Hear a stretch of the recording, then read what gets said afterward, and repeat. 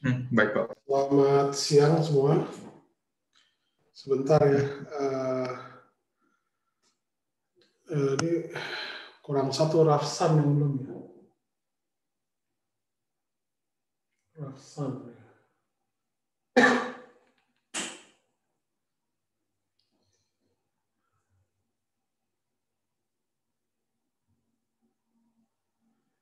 Ya Rafsan belum ada. Rasanya saya nggak tahu kalau di apa namanya.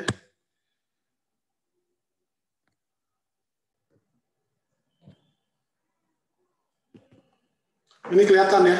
Oh ini Rafsan udah masuk ya. Ini kelihatan ya. Terlihat Pak. Oke. Jadi ini kurang lebih apa namanya kode mata kuliah kita. Sebenarnya ini sebelumnya ini 4212 tentang teori grup dan aplikasinya, ya sekarang berubah jadi teori grup dan simetri dalam fisika ya. Jadi perkataan simetri itu bisa dikatakan sebuah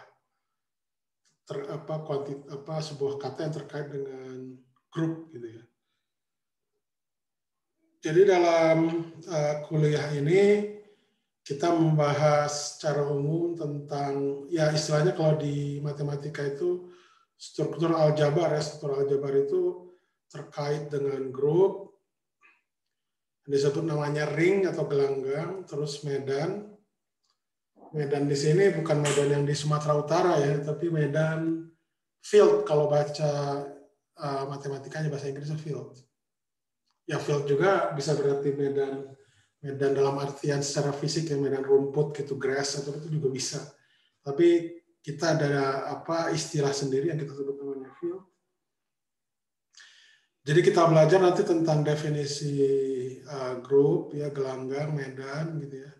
Kemudian beserta contoh-contohnya. Jadi kita istilahnya jadi sebenarnya objek seperti grup, ring ataupun medan ini sebuah objek yang abstrak. Jadi kita tidak istilahnya mendalami struktur keabstrakannya, ya, tapi kita nanti lebih pada ke aplikasi ke fisikanya, jadi lebih banyak ke representasi. Jadi representasi itu apa? Representasi itu istilahnya seperti ada gambaran grup abstrak, gambaran aljabar yang abstrak, itu nanti biasanya kita bisa nyatakan dengan sebuah yang namanya disebut representasi. Representasi itu yang dikenal dalam fisika itu ada dua. Pertama itu adalah matriks, yang kedua itu adalah representasi diferensial gitu ya. Jadi bahasa formalnya ada yang disebut representasi itu apa, tapi intinya itu seperti itu. Dan nanti biasanya kita akan ambil contoh ini biasanya ke teori-teori yang kita sudah banyak ketahui ya, seperti di mekanika Newton, kemudian nanti kita aplikasi ke teori relativistik gitu ya. Bagaimana simetrinya di sana. Kemudian teori gelombang itu juga ada, kalau Anda lihat. Nanti kalau kita sempat mungkin ke persamaan Dirac ya, tapi biasanya kita ke persamaan Maxwell dengan bersama teori yang Mills ya, formulasi Lagrange itu ke teori Maxwell biasanya dengan teori yang Mills dan Higgs gitu. Jadi mungkin kalau sempat gitu ya. Jadi tujuan sederhana ini adalah memberikan gambaran tentang simetri dalam fisika dalam konteks teori struktural aljabar ya, dalam konteks teori grup. Jadi memang nanti dalam fisika itu bisa dikatakan yang kita kenal tuh ada yang disebut namanya istilahnya gambaran ekivalen gitu ya. Gambaran ekivalen dalam artian begini. Contohnya aja sebenarnya kalau Einstein itu kita kenal dengan teori relativitas khususnya, sebenarnya juga yang menemukan yang merumuskan teori relativitas itu sebenarnya bukan hanya Einstein ya. Tapi ada orang matematisian yang namanya Henri Poincaré. Jadi Henri Poincaré, tulisannya Henri, namanya Henri Poincaré, orang matematisian Prancis gitu ya.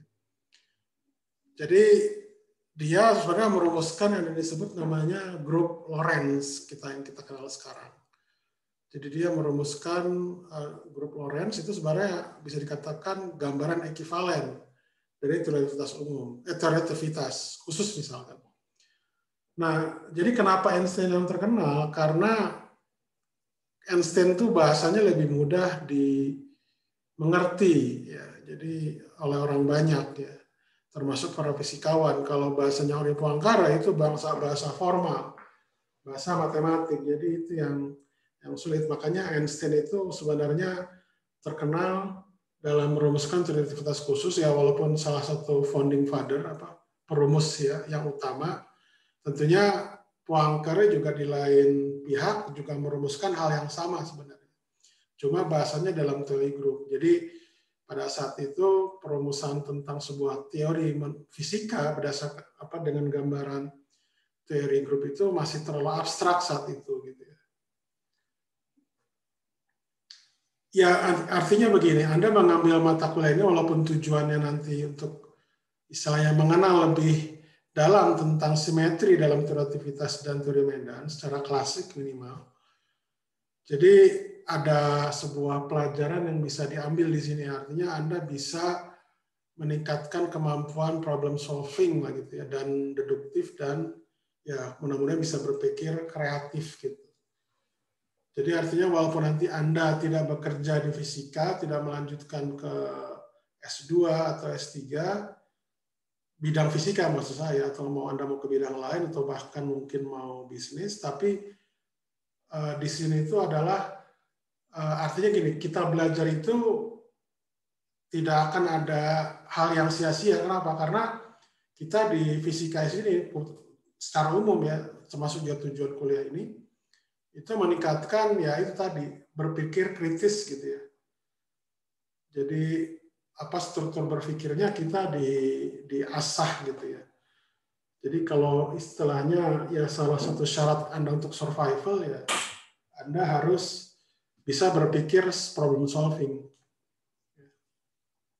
Dan salah satu kemampuan abad ini dan abad mendatang itu adalah critical thinking, ya, dan creative thinking. Nah, hal-hal seperti itu Anda bisa latih di kuliah-kuliah seperti ini. Harapannya saya seperti itu, ya. Ya nanti kita akan sama-sama belajar gitu tentang ini. Ada hal yang mau ditanyakan nggak tentang kuliah ini dulu dari sini? Silahkan. Suara saya cukup jelas ya? Atau ada pertanyaan? Cukup jelas suara? Jelas, Pak. Jelas, oke. Rafsan jelas? Halo Rafsan? Tidak ada. Halo. Ini sambil ketiduran, benar-benar tidur jadi. Coba dibuka itunya, dibuka kameranya. Saya pengen lihat. Jangan sambil tidur lagi. Rafsan. Sok dibuka kameranya, dibuka. Iya, Pak. Tidur. Tadi bisa di toilet saya. Oh, oke. Ya udah. Oke. Ya udah apa? Oke. Ada pertanyaan nggak tentang ini? Tentang yang tadi saya jelaskan? Belum, Pak. Oke, saya lanjutkan ya. Jadi ini tujuan khususnya tadi. Nah, materinya itu di sini memang nanti kita fokusnya ke Lie group ya. Ada buku Gilmore di sini, tapi nanti ini akan kita bahas kemungkinan 2 minggu mendatang kali ya. Jadi kita ini berbicara tentang hal yang umum dulu aja terkait dengan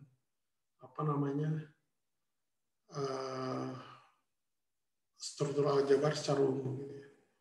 Nah, ini kurang lebih. Ya, ini terkait dengan judul-judulnya. Ya. Kemudian ini minggu kedua, ketiga, keempat, ya. Ya, Q itu nanti ini kebanyakan ada juga, nanti termasuk di sini ada latihan. Ini dulu sebenarnya SKS-nya 3, jadi sekarang 2. Terus Q itu kuis, tapi mungkin nanti akan kita lihat seperti apa. Nah, nanti pada akhirnya nanti Anda akan buat paper ya terkait dengan topik ini. Gitu ya. Jadi evaluasi yang dilakukan itu kuis, ujian, dan paper. Jadi paper ini termasuk untuk ujian akhir ya, salah satu untuk bentuk ujian akhir semester. Ada pertanyaan nggak? Cukup jelas ya?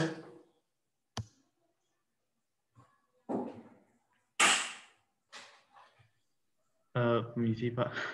Ya. Papernya papernya kelompok kan? Papernya kalau bisa sekalian kan cuma 4 orang ya sendiri-sendiri lah. Jangan berkelompok. Artinya paper yang sederhana aja ya, misalkan Anda misalnya di penerbangan ya, misalkan. Kan ada persoalan-persoalan misalkan mekanik di sana. Nah, kan di situ bisa Anda ambil misalkan di contoh struktur pesawat gitu ya. Ada menggunakan teori apa, nah itu di situ kan Anda bisa kelihatan. Biasanya grup yang dipakai di sana apa gitu, atau simetri yang dipakai di sana apa gitu. Ya terkait dengan ini aja, ketertarikan bidang Anda lah.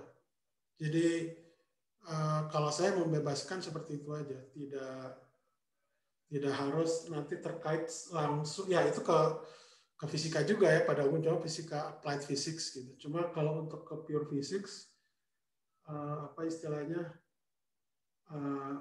ya istilahnya bergantung nanti pada bidang Andanya gitu. Jadi kalau Anda mau ke pure physics boleh, atau mungkin pure math bisa, tapi saya sarankan minimal yang Anda bisa lakukan aja. Jadi papernya itu nggak usah paper yang terlalu rumit, sederhana aja, sederhana.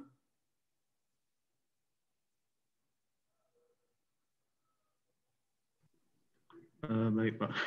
Nah, jadi ya yang sederhana aja, tapi maksud saya sih ingin melihat ini. Jadi ketika Anda buat tulisan itu, Anda bahas tentang aspek dari kuliah ini, itu yang Anda bisa pahami ketika Anda membuat atau meninjau suatu problem itu sejauh mana dalamnya gitu. Jadi yang penting dalamnya gitu. Nah, seperti misalkan Brian ini, contohnya saya pengen tahu juga, Anda ngambil teori kuliah ini tujuannya apa? Sebelumnya saya sih mikirnya mau dicoba dulu, soalnya mumpung ini bahannya juga ada ke mekanika kuantum relativistik, ya lumayan Mungkin sih kalau kalau mekanika kuantum relativistik sih terlalu jauh sih. Mungkin kita baru ke klasik aja. Jadi kalau mekanika kuantum relativistik itu ada ada hal yang berbeda ya. Pertama, interpretasi dari yang dikatakan fungsi gelombangnya itu seperti persamaan Dirac ataupun persamaan Klein-Gordon, ya itu nanti apa istilahnya seperti dalam tanda kutip persamaan Schrödinger gitu ya, ada sebagai fungsi atau amplitude probabilitas. Gitu. Nyatanya kan Klein-Gordon itu tidak bisa, kenapa? Karena nanti arus probabilistiknya itu dia bisa imajiner, bisa kompleks. Jadi makanya Klein-Gordon itu dia tidak bisa kita jadi acuan sebagai gambaran mekanika kuantum relativistik. Nah, yang bisa akhirnya Dirac, ya persamaan Dirac. Tapi Dirac itu walaupun persamaan yang kita lihat sederhana, tetapi penurunannya itu agak rumit lah ya. Itu nanti akan kita bisa jadi bahas kalau sempat nanti. Tapi saya ingin fokuskan di sini pada yang klasik, jadi teori medan skalar dengan spin 0 dengan spin 1 gitu. Kalau untuk spin setengah itu perlu tersendiri lah gitu ya, bahasannya. Jadi istilahnya itu untuk mekanika kuantum relativistik. Nanti kalau misalkan ada yang disebut namanya second quantization. Second quantization itu adalah field-nya tadi, yang seperti fungsi tadi medan skalar dengan medan gauge ya spin 1 itu kita kuantisasi namanya, pakai metode Gupta-Broiler namanya. Tapi itu juga di luar dari kuliah ini karena kita lebih menekankan pada aspek klasiknya gitu. Jadi solusi dari ini klasik. Ya memang mungkin kalau di penerbangan rasanya belum sampai peninjauan itu ya. Tentang teori kuantum ya rasanya masih sifatnya klasik setahu saya. Karena kan dia struktur skala besar. Kecuali kalau misalkan Anda meninjau material tentang strukturnya. Nah itu baru struktur kristal atau struktur bahan yang secara mikroskopik gitu. Nah, itu baru mungkin meninjaunya itu secara kuantum. Tapi rasanya itu kuantumnya masih fisika kuantum lah ya, atau mekanika kuantum ya. Belum ke second quantization.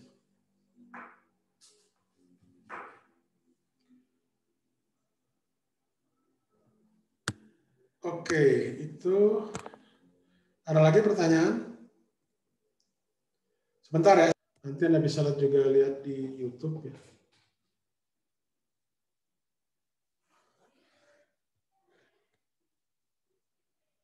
Oke.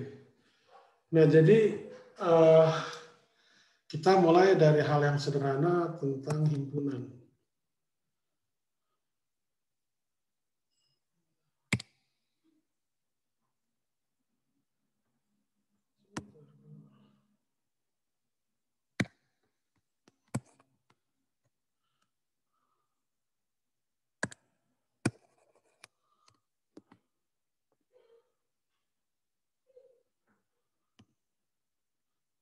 Bentar.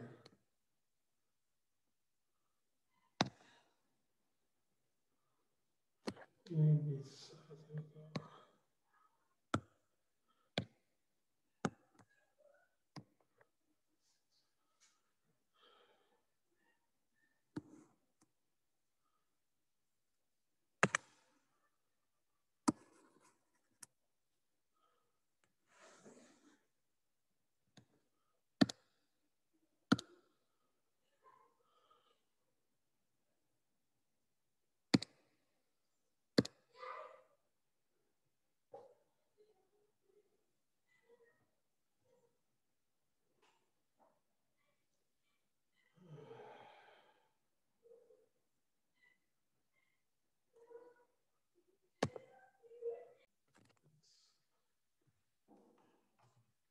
Himpunan.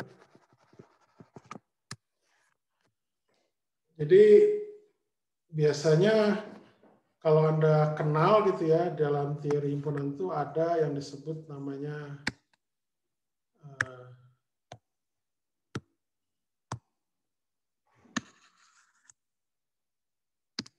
mungkin terlalu tebal nih ya, dibanding dengan ini gimana?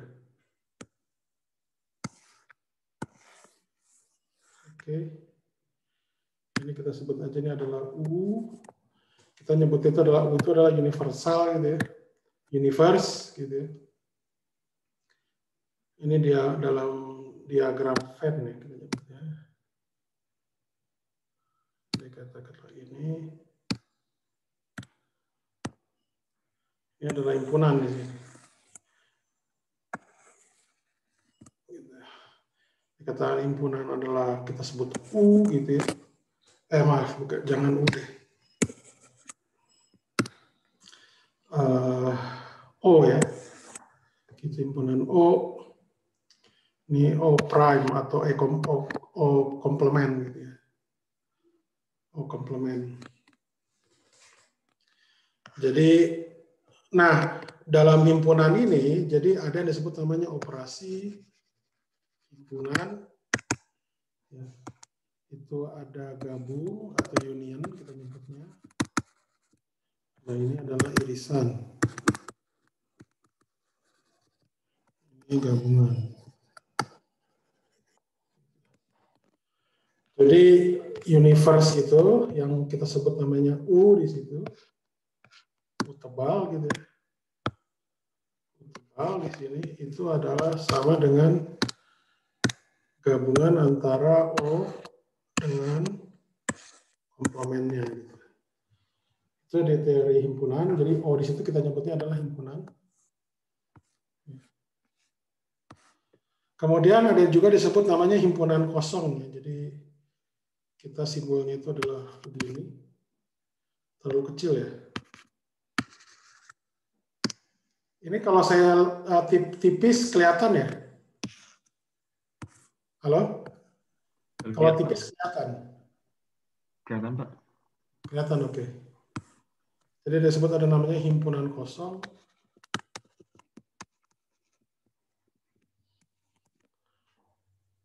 Simbolnya ini. Aduh, mungkin agak jelek. Ya, bagusan. Ini gitu ya. Aduh, kok. Himpunan kosong atau void gitu ya. Disimbolkan itu adalah V gitu. Ya, jadi kalau O digabung dengan V itu adalah O sendiri, begitu juga komplemennya gitu. Tapi kalau O diiris dengan komplemennya itu adalah void. Ini adalah O di sini adalah himpunannya. Nah, di dalam himpunan ini yang kita tahu itu ada disebut namanya elemen. Ini kita dari dasar dulu aja ya. Elemen dari himpunan.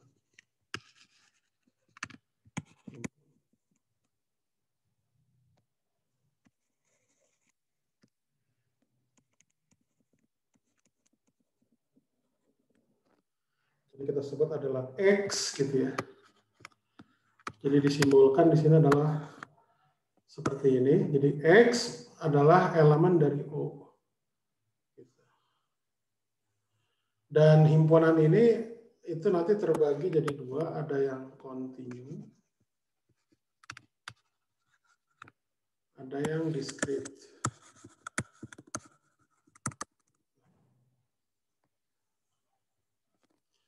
Sorry, diskrit itu kok diskrit. Diskrit.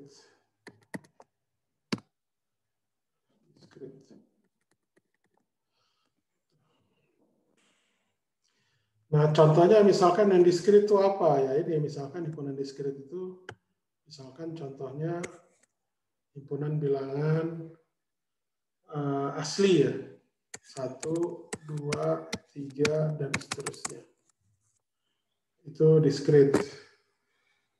Nah, kalau kontinu misalkan contohnya itu adalah bilangan real yang Anda tahu.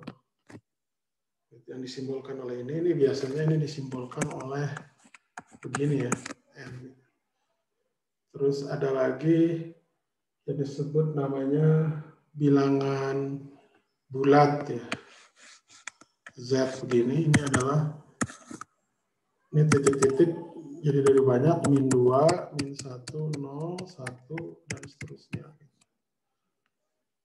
Ada yang disebut juga misalkan bilangan genap, biasanya dituliskan begini. Biasanya mulanya dari min 2, 0, 2, dan seterusnya. Kurang lebih seperti itu.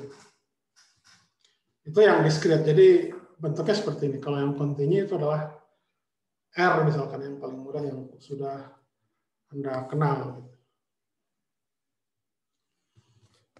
Kemudian ada juga yang disebut namanya, ini terkait dengan yang disebut namanya elemen dari himpunan. Ada juga yang disebut namanya subhimpunan. Subhimpunan. Jadi misalkan ini adalah subhimpunan, itu adalah misalkan apa ya, P gitu ya. Disimbolkan tuh biasanya seperti ini bergantung konvensi ya.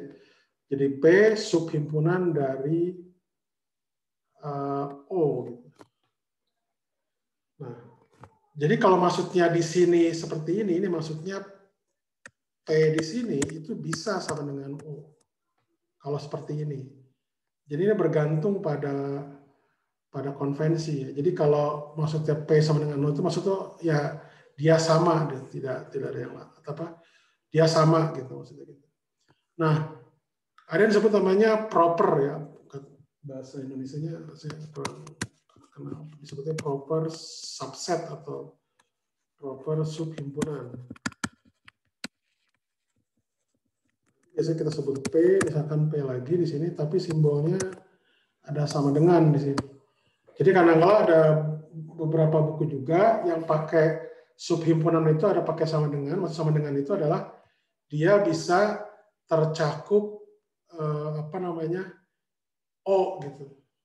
Kalau yang proper subhimpunan itu maksudnya P di sini itu tidak mungkin sama dengan O. Jadi dia di luar O gitu. Jadi selalu lebih kecil dari ukurannya daripada dibanding dengan O. Gitu. Kalau yang tidak ada sama dengan, dia memungkinkan P ini sama dengan O. Itu terkait dengan apa istilahnya subhimpunan. Ada pertanyaan nggak? Nah ini contohnya misalkan bisa Anda lihat di sini yang paling mudah yang diskrit aja dulu. Ya. Bilangan asli N di sini Anda lihat itu pasti proper subset dari Z kan ya. Anda lihat di sini 1, 2, 3 dan seterusnya. Kalau di sini kan ada negatifnya kan ya, yang Z. Sedangkan bilangan asli, himpunan bilangan asli itu 1, 2, 3 dan seterusnya. Kemudian Anda lihat di sini lagi himpunan bilangan genap. Himpunan bilangan genap itu juga dia merupakan yang disebut namanya proper subset dari Z. Oke. Karena dia bilangannya genap gitu ya. 1 tidak termasuk. Cuma kelipatan 2 saja. Ada pertanyaan nggak? Itu tentang teori himpunan.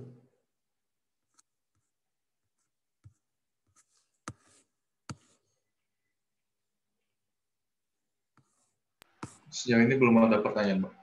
Belum ada pertanyaan? Oke, good.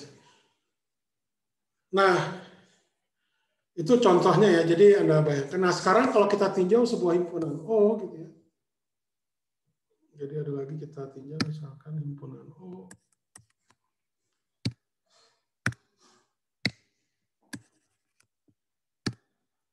Himpunan O gitu ya. Jadi ada elemennya X merupakan elemen dari O gitu ya. Jadi saya cuma meninjaunya misalkan dia ada dua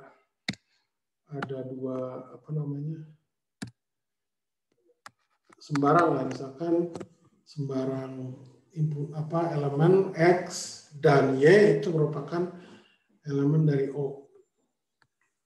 Nah, ada yang disebut namanya operasi biner. Jadi operasi biner kita menyebutnya binary operation bahasa Inggrisnya. Nah, jadi ini definisi abstrak dulu ya. Jadi simbolnya tuh misalkan bulat beginilah. Jadi X operasi biner dari Y gitu ya. Nah, jadi dia harus elemen juga dari O.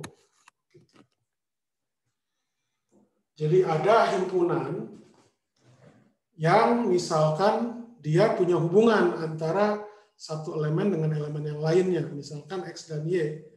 Jadi ambil sembarang. X dan Y ambil sembarang, itu ambil sembarang itu Anda bisa pilih apapun di situ. Yang penting dia elemen dari O aja.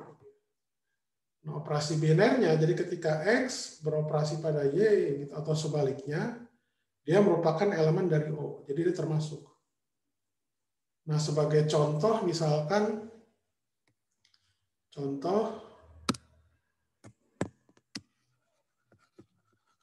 ya penjumlahan yang paling mudah, penjumlahan.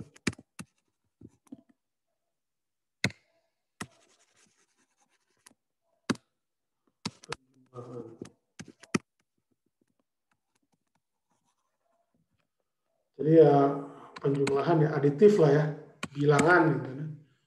Kalau misalkan contohnya itu adalah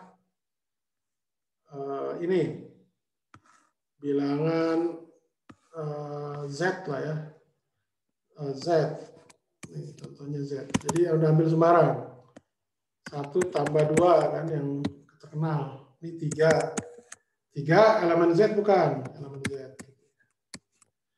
Jadi penjumlahan ini yang kita sebut aditif itu juga termasuk operasi biner. Kalau pengurangan gimana? Nanti pengurangan akan ada ininya lagi, dia terkait dengan inverse dari aditif kalau pengurangan itu. Nanti akan kita bahas selanjutnya.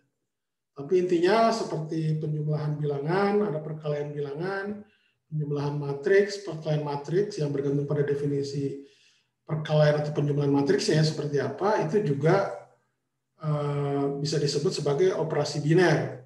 Syaratnya jika kalau X dikali atau apa yang berarti perkalian biner atau operasi biner X katakanlah O kali operasi biner ini dengan Y itu merupakan elemen dari O. Ini cukup jelas ya. Cukup jelas. Saya ngambil contoh ketika pelajaran Anda di sekolah dasar kelas 1 atau jangan-jangan di TK ini ya. Untuk mengingatkan. Oke. Nah, jadi kalau ada sebuah himpunan, jadi ketika ada himpunan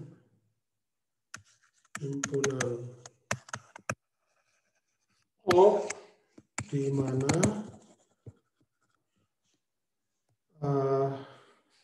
untuk setiap X dan Y elemen dari O gitu berlaku terdapat operasi biner gitu ya. Terdapat perkalian atau operasi biner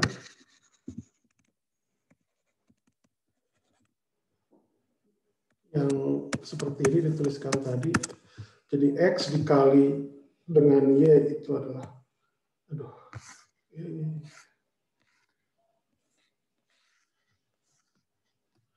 X dikali Y itu merupakan termasuk O, maka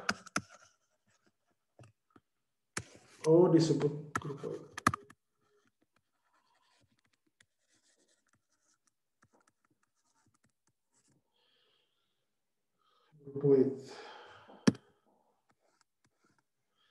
Nah, sebenarnya kata-kata grupoid ini itu bergantung pada definisi dari grupoidnya.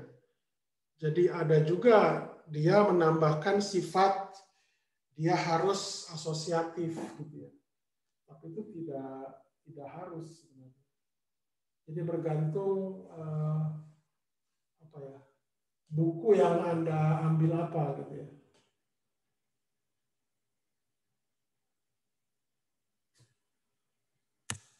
Sebentar dulu. Ini rasanya yang paling mudah ya.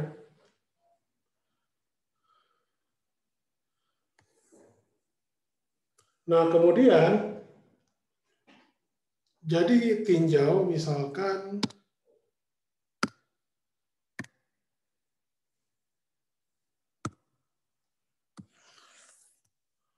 tinjau himpunan O yang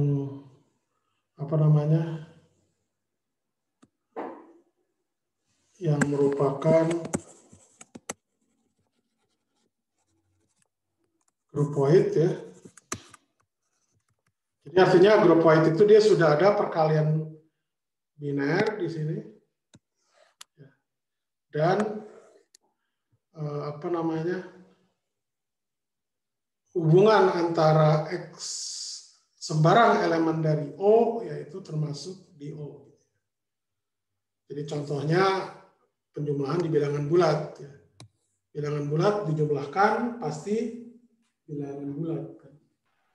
Nah, jadi bilangan bulat itu termasuk grupoid. Bilangan asli juga sama. 1 ditambah 1, 2. Ada lagi juga bilangan cacah ya, 0. Itu juga grupoid. Nah, tapi grupoid itu dia lebih luas. Ketika kita nanti membahas dia itu menjadi grup, ya itu lebih spesifik lagi. Jadi tidak selalu grupoid itu merupakan grup. Nah, jadi kalau misalkan kita punya kasus di mana itu merupakan grupoid, kemudian dia berlaku pertama,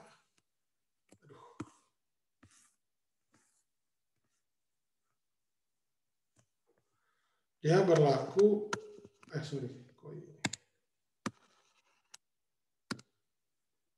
berlaku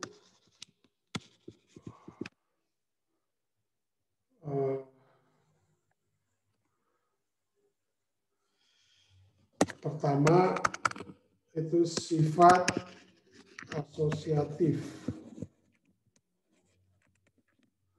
Asosiatif itu gini, untuk setiap katakanlah X, Y, Z dari O, ya, itu berlaku X, Y, atau X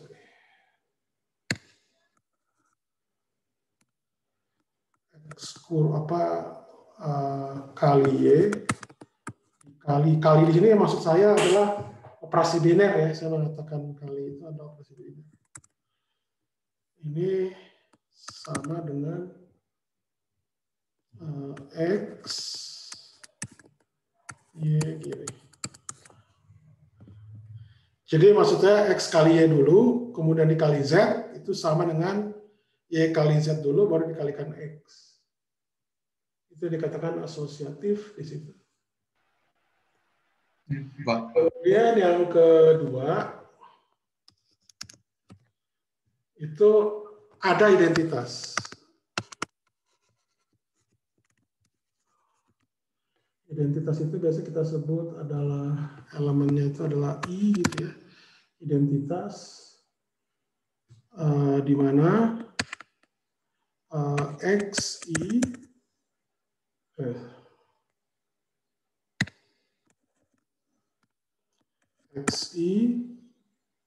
X dikali I itu sama dengan X.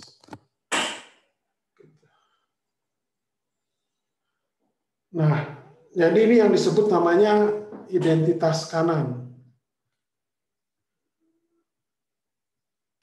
Ini identitas kanan.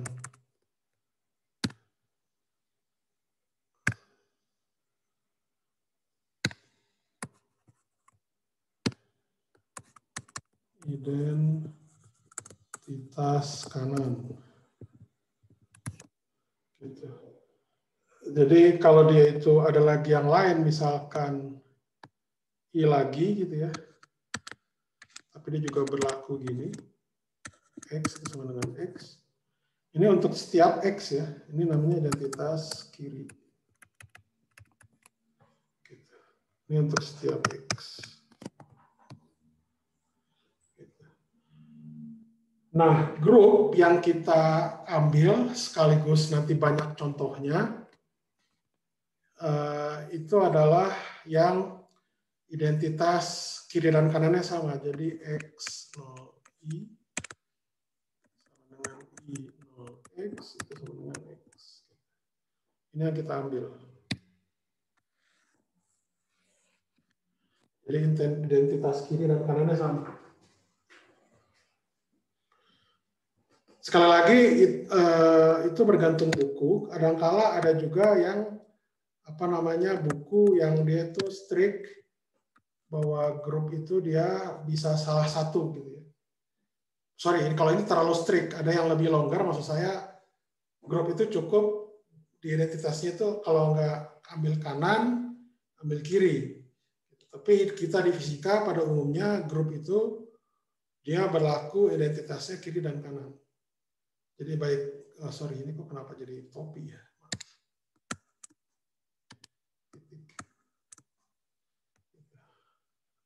Kemudian yang ketiga, itu terdapat inverse. Jadi inverse, kita bisa menyebutkan itu misalkan inverse X, gitu. Sehingga di mana X kali gini, baik ini namanya inverse kiri, maupun inverse kanan, maksudnya inverse kiri, itu sama dengan I.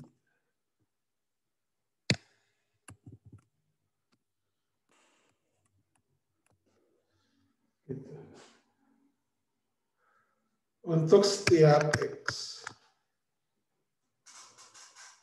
Jadi untuk setiap X terdapat inverse yang disimbolkan X pangkat min 1 gitu. Ini cuma simbol aja, bukannya ini artinya apa seper X, bukannya cuma inverse aja. Jadi kalau terkait maaf. Jadi X inverse di sini itu bergantung pada jenis dari operasi binernya. Ya, contohnya misalkan, nanti kan saya ambil contoh, seperti operasi biner terkait dengan aditif, itu identitasnya kan adalah 0. Inverse-nya tinggal dikalikan minus aja, misalkan min X gitu kan ya. Kalau perkalian itu berarti super X, gitu. Dan di situ identitasnya 1. Cukup jelas ya? Ada pertanyaan nggak? Pak, mau nanya Pak. Ya. Cuman itu Pak, kalau misal kan tadi ada groupoid itu kan, kalau groupoid itu syarat minimum, maksudnya minimal syarat agar bisa membentuk groupoid itu yang dia harus ada operasi tertutup begitu ya Pak? Iya, operasi biner. Tapi Jadi, kalau misalnya ya. Tapi kalau misalnya nggak ada sifat asosiatif, yang identitas segala macam, itu sudah bisa membentuk groupoid gitu ya Pak? Sebenarnya begini, jadi bergantung pada definisinya. Kebetulan definisi yang saya ambil itu groupoid itu dia pokoknya ada operasi biner dan operasinya itu tertutup gitu. Itu aja, itu groupoid. Tapi ada juga beberapa buku dia menambahkan sifat asosiatif. Itu groupoid. Nah, 2 dan 3-nya itu tinggal ditambahkan dia jadi grup. Itu aja sih. Nah ya, baik Pak. Nah, jadi untuk kasus, jadi gini, nanti kita sebenarnya di kuliah ini bukan membahas groupoidnya, tapi lebih banyak nanti membahas grupnya. Jadi rasanya untuk definisi groupoid itu harusnya sih tidak menjadi masalah, karena nanti yang kita bahas itu kebanyakan grup, gitu. Artinya dia punya inverse. Ya maksudnya bukan, maksudnya dia memenuhi asosiatif, apa namanya, ada identitas dan dia apa namanya, ada inverse gitu. Oke. Nah, misalkan contoh ya, contoh grup itu biasanya kita simbolkan dia ada himpunan. Misalkan ya, operasi binernya itu kita ambil aditif. Atau kita jalani dulu deh. Jadi disimbolkan biasanya grup itu seperti ini aja dulu deh, nggak apa-apa. Gitu. Nah nanti misalkan, jadi disimbolkan seperti ini. Nah misalkan contohnya ini, bilangan Z ini di sini terhadap aditif itu merupakan grup ya, grup aditif maksudnya.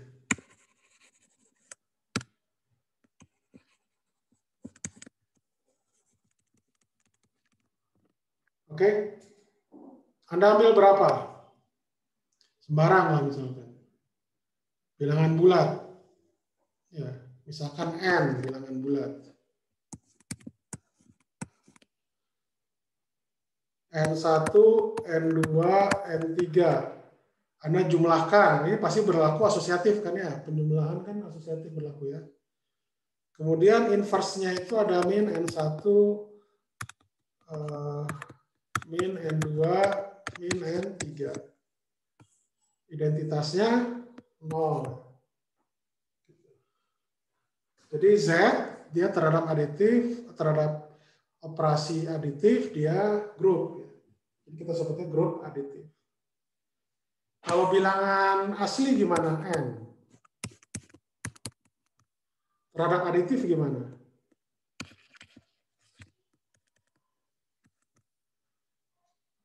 Dia merupakan grup atau bukan? Bukan sih, Pak.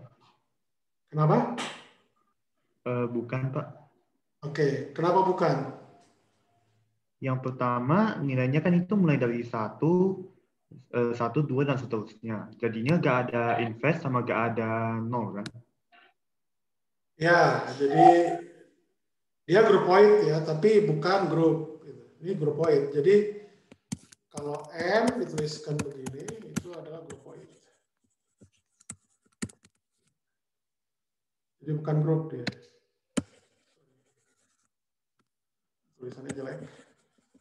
Groupoid. Oke. Kalau ini contoh pertama, kedua, ketiga. Bilangan bulat, bilangan genap terhadap aditif, dia grup nggak? Grup, Pak. Kenapa? Dia grup karena misalnya dia operasinya misalnya dia sebentar, identitas ya. Iya, dia maksudnya dia punya identitas I, jadi maksudnya identitasnya 0. Ya. Begitu kalau misalnya kita kasih di operasi penjumlahan dijumlahkan dengan 0, dia tetap. Kemudian juga dia punya inverse, jadi dia misalnya 2 jadi -2, seperti itu ada. Ya, ini jadi grup ya. Asosiatif bisa. Oke. Kemudian kalau ini himpunan identitas aja gimana? Dia grup bukan?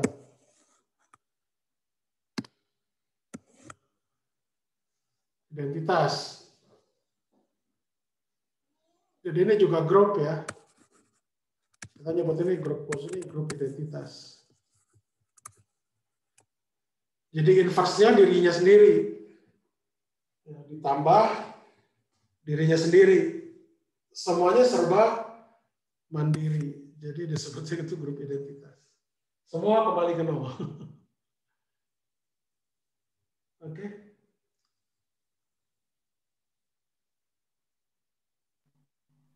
Nah, ini contoh-contoh yang Anda pakai ketika SD kelas 1 ya, penjumlahan. Nah, sekarang contoh lain, misalkan matriks. Kita bicara matriks ya. Jadi kalau misalkan M di sini ditulisnya adalah 2 kali 2, ini adalah himpunan matriks 2 kali 2. Apakah M2 kali 2 ini terhadap aditif itu merupakan grup?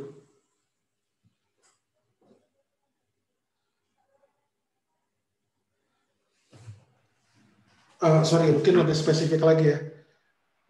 Bentar. Jadi misalkan matriks, kita nyebutnya matriks begini aja lah. Matriks M itu, ini adalah elemen dari M2 kali 2.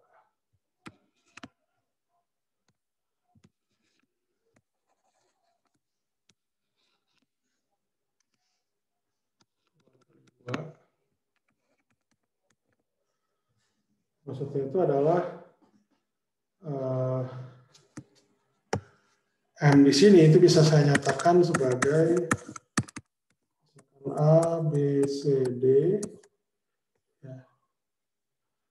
Di mana A, B, C, D ini adalah misalkan kita ambil bilangan bulat. Jadi himpunan matriks di mana dia bilangan bulat. Atau mungkin sebelum ini ya, sebentar. Mohon maaf. Mungkin sebelum inilah, saya lupa. Tadi itu kan contoh yang diskrit. Sekarang kita coba yang continue, maaf. Itu yang lebih besar lagi lah. Q, pernah dengar Q kan? Ini adalah bilangan rasional. Jelek banget ya tulisannya.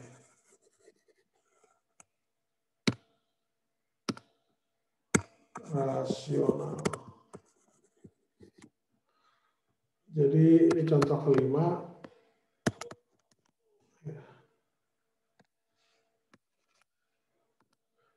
Jadi Q aditif itu juga grupnya.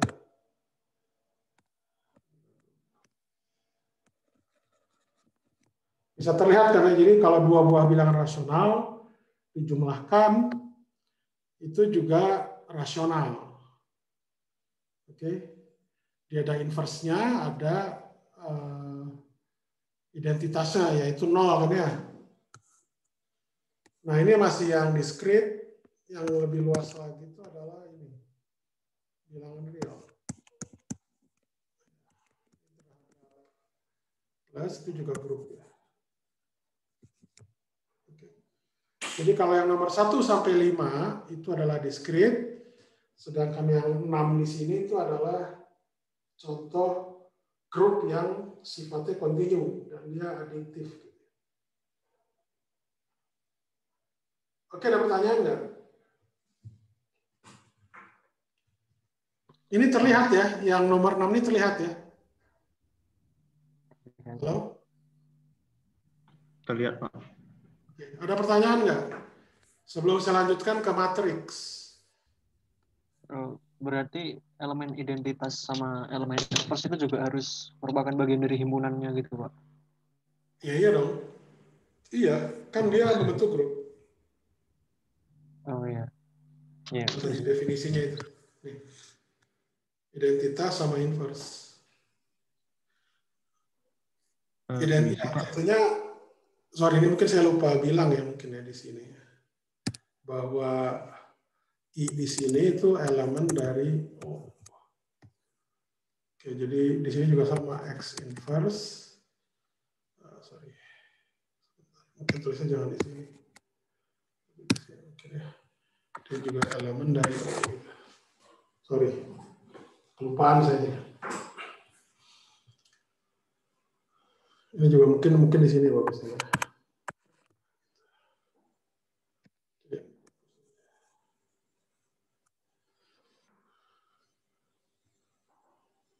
Ada lagi? Permisi, Pak. Ya.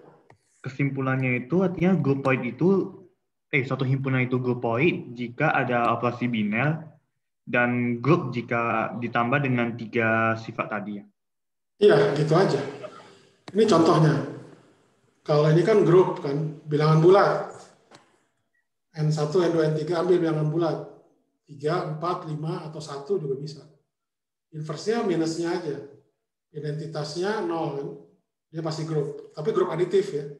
Penjumlahan. Sedangkan yang tadi yang saya bilang itu bilangan apa namanya ini? Bilangan asli yang dari 1, 2, 3, 4. Dia kan kalau 1 tambah 1, 2. 2 tambah 1, 3. 2 tambah 3, 5. Kan itu termasuk ya di elemen N-nya. Tapi dia tidak punya inverse kan. Dan identitas. Asosiatif terpenuhi. Ya. Jadi dia groupoid. Gitu. Jadi groupoid itu dalam artian kebetulan dia memenuhi sifat asosiatif. Gitu. Tapi maksud saya itu groupoid itu dia sifatnya itu lebih longgar. Jadi tidak harus memenuhi sifat asosiatif. Jadi yang penting dia ada operasi biner dan dia bersifat tertutup. Itu kita sebut groupoid aja. Oke. Ada pertanyaan lagi nggak? Itu cukup jelas ya gambarannya. Jelas, Pak. Oke, jadi yang Anda pelajari di SD juga itu bisa menjadi hal yang abstrak. Artinya gambaran-gambaran seperti di SD itu Anda bisa buat analogi ya. Jadi kalau Anda bicara tentang grup ya itu bisa Anda punya ini apa istilahnya itu. Namanya nih gambaran sederhana gitu. Misalkan itu groupoid, contohnya ada bilangan asli, bilangan bulat, ya, identitas, bilangan rasional, bilangan real itu semua yang Anda pakai di situ. Grup aditif yang sederhana. Kemudian kita lanjutkan lagi, kita sampai ini kan ya di 14.40 ya. Oke, 30 menitan lagi. Bentar ya.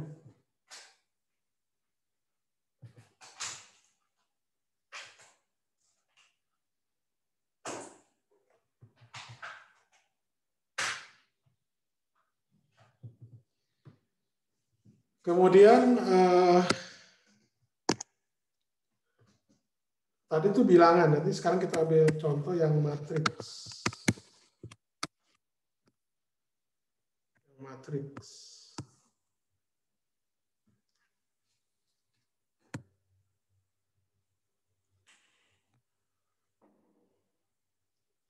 Sebentar.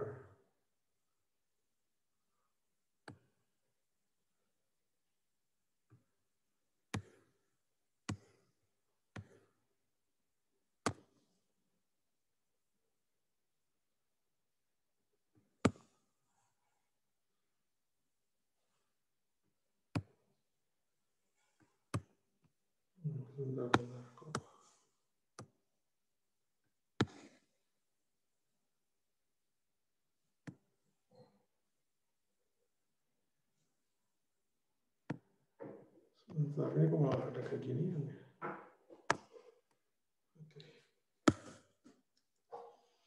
Nah, jadi misalkan yang paling mudah matriks 2x2.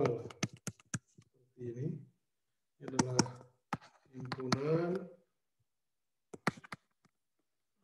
matriks 2x2.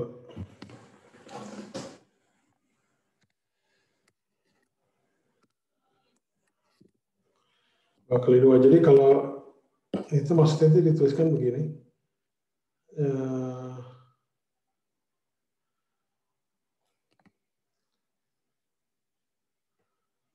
Jadi kalau misalkan saya tuliskan seperti ini 2x2, misalkan di sini Z gitu ya. Maksudnya adalah ini Z, saya tuliskan ini adalah A, B, C, D dengan A, B, C, D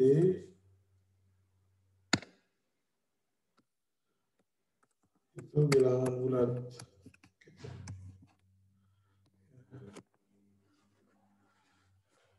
Ini himpunan matriks ya yang elemen-elemennya bilangan bulat. Jadi kalau kita tinjau seperti ini, plus gitu ya. Ini contoh ketujuh ya. Ini grup ya. Oke. Inverse-nya itu apa? Nol semua, Pak. Kenapa? Inverse-nya nol semua kan?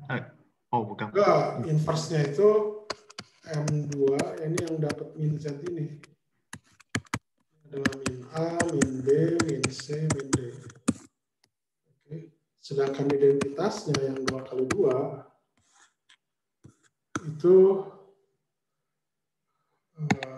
matriks 0 semua.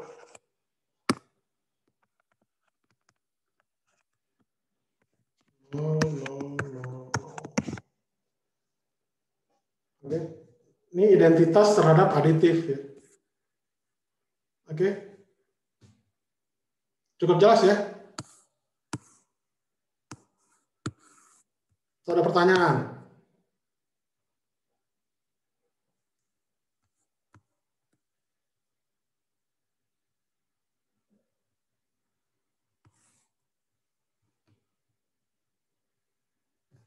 Kedelapan, sorry.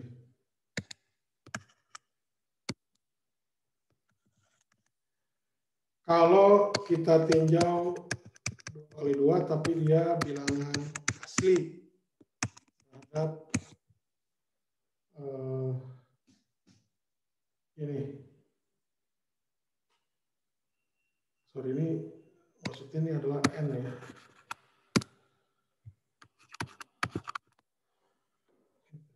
Ini grup atau grupoid. Jadi ABCD-nya itu bilangan asli, bukan bilangan bulat. Grupoid, Pak. Grupoid ya. Oke. Jadi dia tidak ada elemen negatifnya kan, karena dia bilangan asli. Oke. Identitasnya juga tidak ada. Penjumlahan matriksnya sederhana. Kita belum bicara perkaliannya. Oke?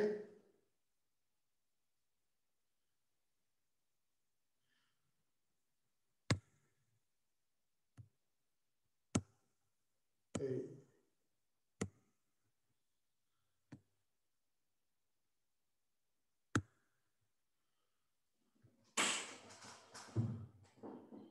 Nah, nanti ini bisa Anda ini lagi, apa namanya,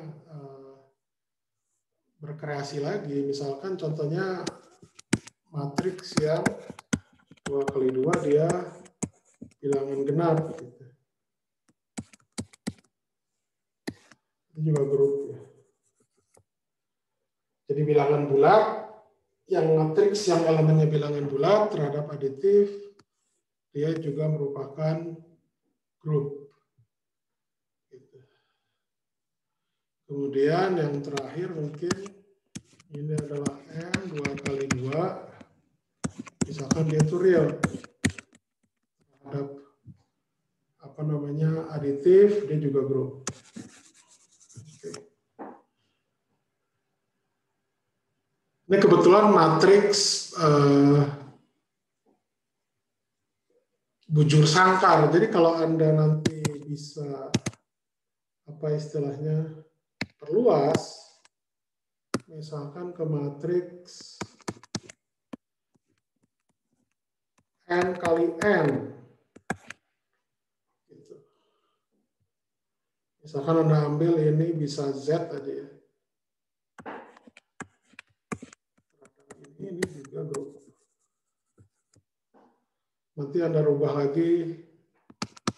Misalkan untuk M, N kali N. Ini matriks N kali N ya. Elemennya itu real, dia juga grup.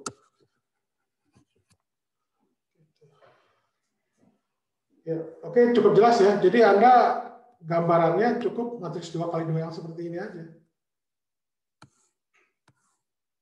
Dia bisa kita extend ke matriks yang bujur sangkar.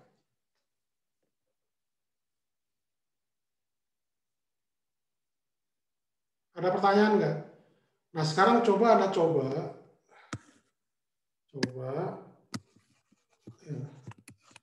Kalau matriksnya itu N kali N, tapi N itu tidak sama dengan N. Dia terhadap aditif membentuk grup nggak gitu? Dicoba ya, dicoba. Ada pertanyaan nggak sejauh ini?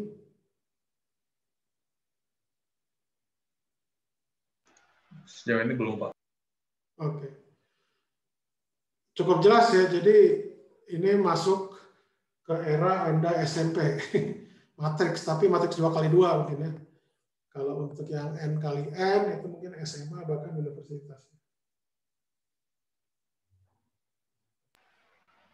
Pak, mestinya yang terakhir grup sih, Pak. Apa? Yang terakhir semestinya sih grup. Yang maksudnya Ya bergantung, kalau elemennya dia itu bilangan asli kan tidak selalu.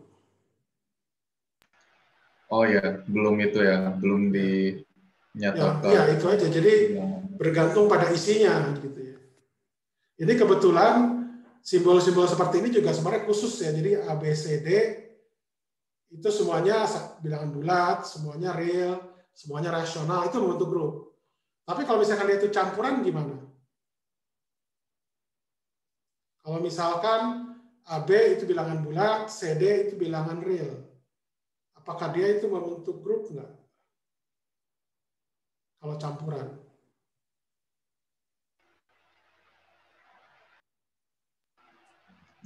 Itu bergantung elemen campurannya, Pak. Kayaknya kalau misalnya ada contohnya bilangan bulat sama real misalnya, itu masih bisa. Tapi kalau misalnya ada contohnya bilangan natural sama real misalnya, itu enggak. Bilangan natural, bilangan asli maksudnya? Ya, bilangan asli maksudnya. Maksudnya bilangan asli atau bilangan asli maksudnya?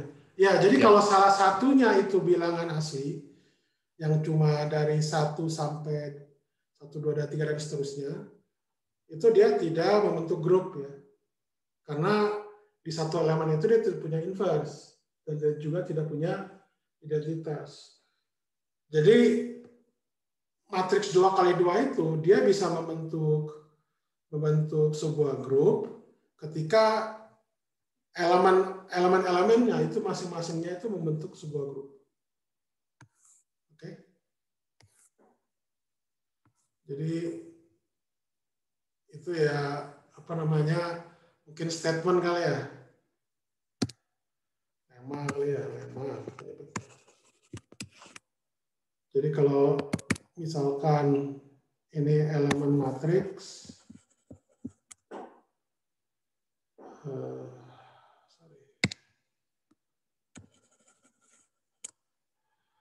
elemen matriks ya misalkan m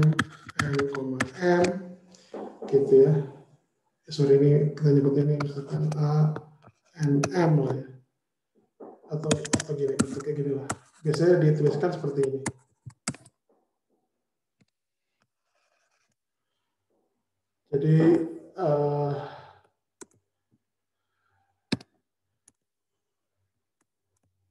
Jadi matriks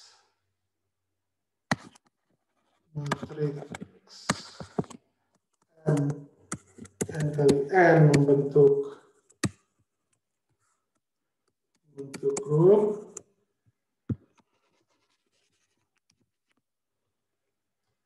terhadap aditif ketika setiap elemennya untuk setiap n dan m, a, n, m juga membentuk grup. Jadi kalau salah satunya tidak membentuk grup, berarti dia tidak bisa dikatakan grup. Jadi cuma grupoid. Gitu. Cuma salah satu elemennya. Gitu. Contohnya tadi, kalau ada misalkan yang 2x2, Anda ambil aja misalkan yang mana nih? Misalkan yang B-nya itu bilangan asli kan. Bilangan asli kan cuma grupoid ya, maka matriks 2x2 ini dia cuma sampai sifatnya grupoid walaupun ACD-nya dia membentuk grup gitu. Jadi ada salah satu anggota dia tidak membentuk grup gitu. Jadi dia pasti juga matriksnya juga tidak akan membentuk grup gitu. Jadi grup di sini, mohon maaf, dengan grup di sini itu berbeda ya. Jadi di grup di sini itu adalah bentuknya itu adalah matriks. Sedangkan grup di sini itu adalah bilangan.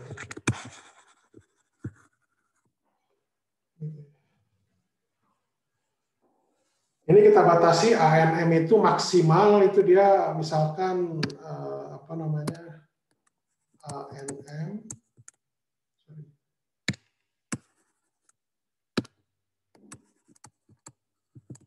Itu misalkan bilangan real, Z dan seterusnya. Dan subhimpunannya misalnya, subhimpunan Z, subgrup.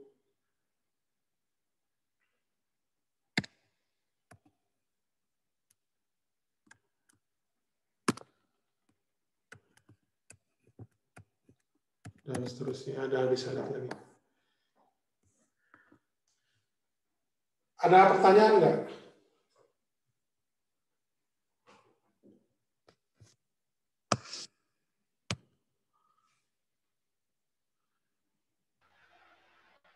Siang ini belum, Pak. Ya ini masih inilah matematika SD lah, SD, SMP, SMA lah, ya hal sederhana. Nah kemudian ada juga yang disebut namanya subgrup ya, subgrup. Ini adalah JS. Ini adalah misalkan OS. Ini ada operasi binernya. Ini G, ini ada O, ini juga ada operasi biner. Operasi biner yang ini dengan yang ini sama ya. Jadi operasi binernya itu sama. Jadi kalau dia itu jadi kalau G itu adalah grup,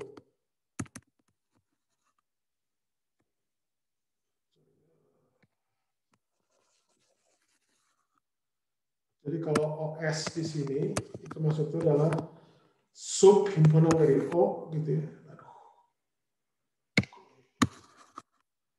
Sub himpunan dari O gitu. Kita tahu O di sini juga membentuk grup ya, terhadap operasi biner ini. Kemudian OS juga membentuk grup ini dengan operasi biner yang sama. Maka GS itu kita nyebutnya itu adalah subgrup dari G. Contoh, selalu contoh.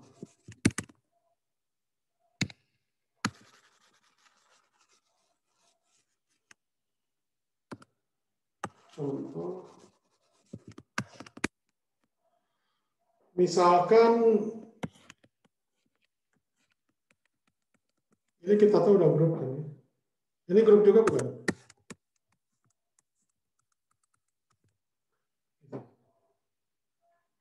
Ini the grup kan, Z terhadap aditif, dia grup, 2Z bilangan bulat, maaf ini bilangan bulat, satu lagi bilangan genap, dia juga grup kan. Tapi kita tahu 2Z di sini, itu adalah subgrup, proper subgrup dari Z. Maka 2Z, plus ini itu adalah subgrup dari Z plus. Atau misalkan ini yang lebih gede lagi. Ya, otomatis Z di sini itu juga proper subgroup dari R kan. Terhadap aditif maksudnya. Jadi Z plus itu subgroup dari R plus. R, plus maksudnya dari simbolik ini. Oke?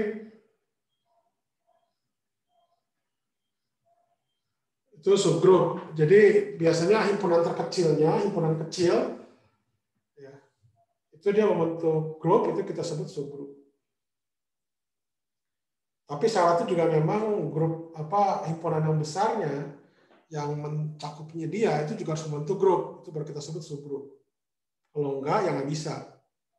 Jadi syaratnya di sini dikatakan subgrup itu ketika O di sini dia membentuk grup dulu.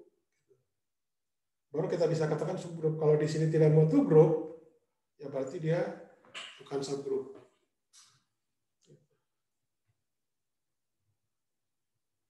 Ada pertanyaan nggak?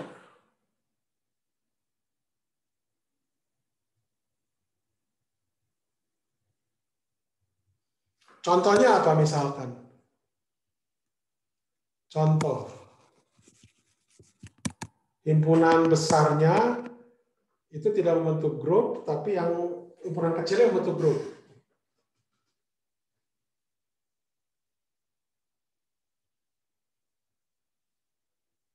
Jadi misalkan contohnya gini, yang paling mudah 01. 01 ini membentuk grup nggak terhadap aditif?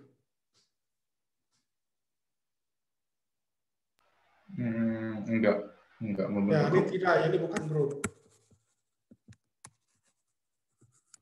Tapi bila identitas, dia grup. Oke. Jadi ini bukan subgrup dari 01 karena 01-nya dia bukan grup. Oke, jelas ya. Pokoknya contoh-contoh aja. Ini contoh subgrup. Sorry, ini grup. Maaf. Betul tadi.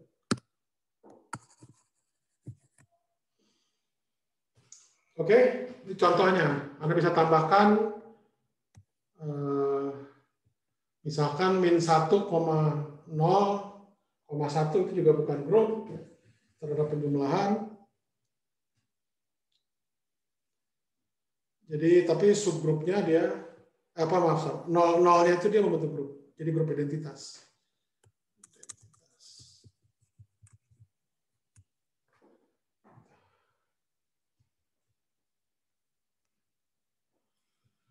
Itu contohnya. Jadi bahwa himpunan besarnya itu harus kita membentuk grup dulu, baru yang subhimpunannya ketika membentuk grup, baru kita katakan subgrup.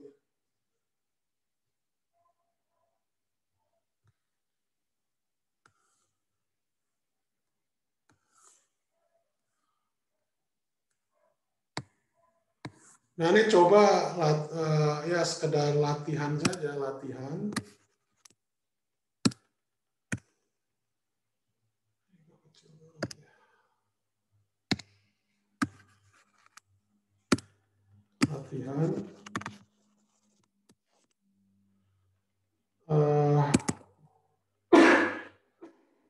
Untuk matriks 2x2 aja. Maksudnya terserah Anda pilih apa. Ini bagaimana membentuk subgrup dari sini. Bentuk subgrup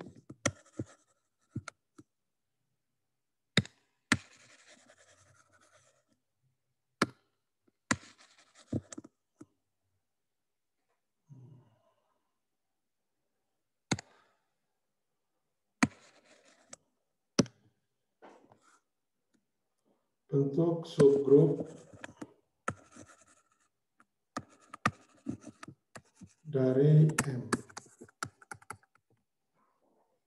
Silakan Anda coba. Anda bisa mempresentasikan nggak ya? Kalau bisa lebih bagus lagi. Kurang lebih latihan yang sudah Anda kerjakan gitu.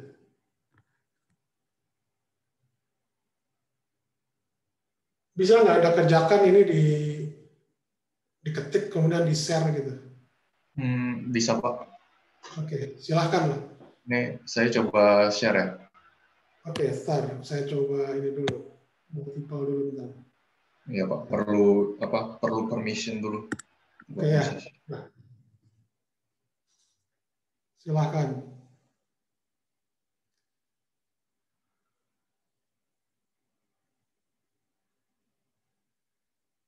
Oke, good.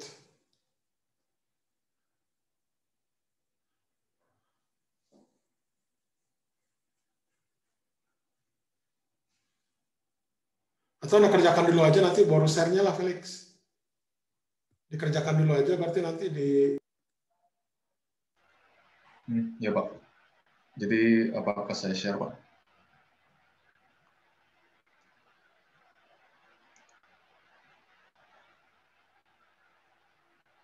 Udah bisa share kan harusnya?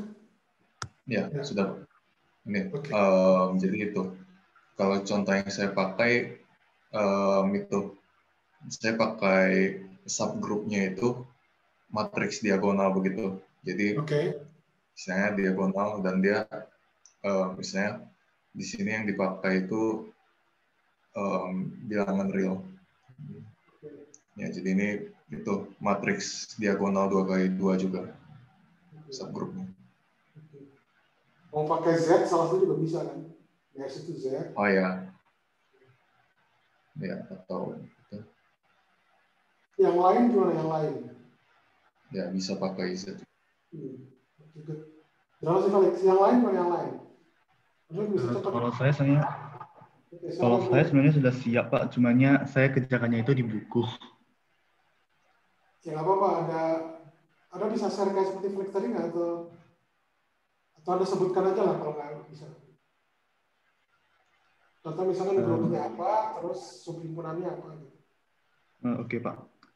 Kalau saya buatnya misalkan grupnya itu matriks 2x2 yang isinya itu bilangan real, sama subgrupnya itu kalau misalnya matriks 2x2-nya itu singular atau determinannya itu 0, lalu komponennya itu diambil real under addition. Kenapa? Jadi saya buatnya itu grupnya itu matriks 2x2 yang komponennya itu bilangan real. Dan subgrupnya itu matriks 2x2 yang singular, anggotanya itu bilangan real, dua-duanya under addition. Oke. Sebentar. Kalau matriks diagonal yang determinannya 0 itu dijumlahkan determinannya 0 juga gitu. Sebenarnya tidak menjamin sih Pak, cumannya kalau pas saya pikir, saya hitung determinannya umumnya sih 0, cuma nggak tahu secara pastinya. Rasanya kalau jadi gini, kalau Anda tambahkan bahwa itu syarat itu harus determinan sama dengan 0, ini kalau Anda tambahkan syarat ya, artinya apa? Jadi kalau misalkan penjumlahan matriks, jadi gini, kalau misalkan saya punya sebuah matriks, dia determinannya 0. Nah, apakah kalau dua matriks yang sejenis, misalkan Anda ambil bilangan real ya gitu ya, ketika dia itu dijumlahkan, apakah itu determinannya 0 juga nggak? Gitu.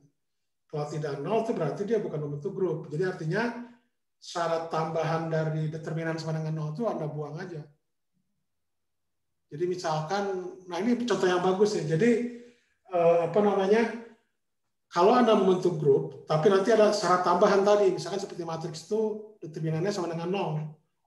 Kan tidak menjamin bahwa penjumlahan itu determinannya sama dengan 0. Kan? Maka penjumlahan dari aditif itu, operasi aditif itu, operasi biner aditif itu artinya dia bukan merupakan operasi biner tertutup berarti terhadap determinan sama dengan 0.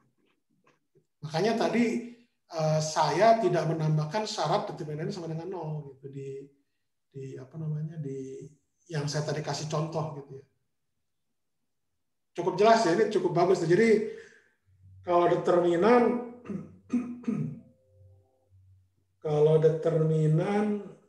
itu memang tidak menjamin kalau dia dijumlahkan akan sama dengan 0.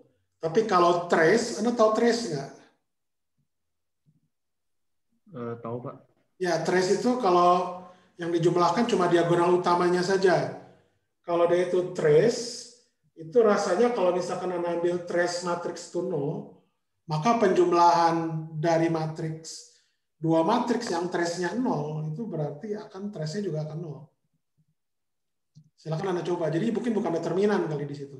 Mungkin trace. Kalau trace itu ya saya setuju. Kalau trace-nya itu 0, maka penjumlahannya juga trace-nya akan 0. Kalau dua-duanya trace-nya sama dengan 0 ya.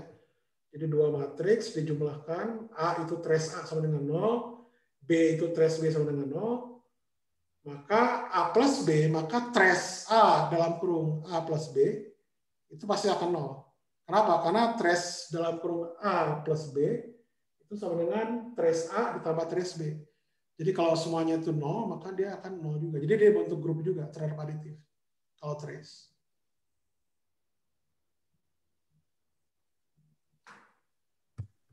Baik Pak, cumannya, ini saya baru kepikiran lagi Pak, kalau misal dipakai kalau matriksnya singular, cuman operasinya itu operasi perkalian, itu artinya subgroup juga kan?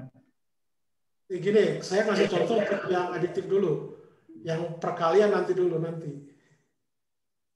Belum perkalian belum.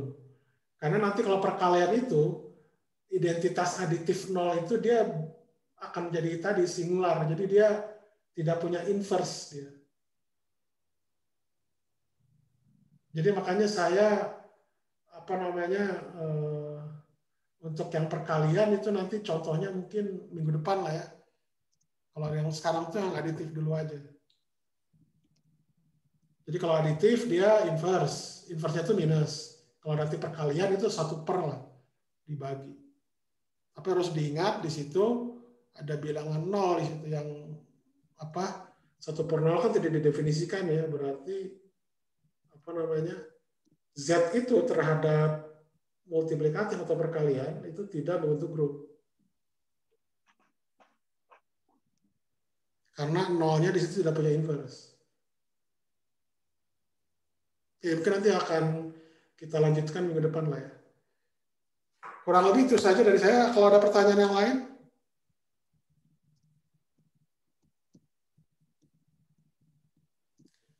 Oke, saya akhiri ya. Absen udah saya isi semua. Oke. Ada pertanyaan nggak? Kalau tidak ada, saya tutup ya. Halo. Sejauh ini tidak, Pak. Tidak, Pak. Oke. Rafsan, ada pertanyaan nggak? Tidak, Pak. Oke. Fikri? Tidak, Pak. Oke. Ya, kita akhiri. Terima kasih. Selamat siang semua. Mohon jaga kesehatan ya.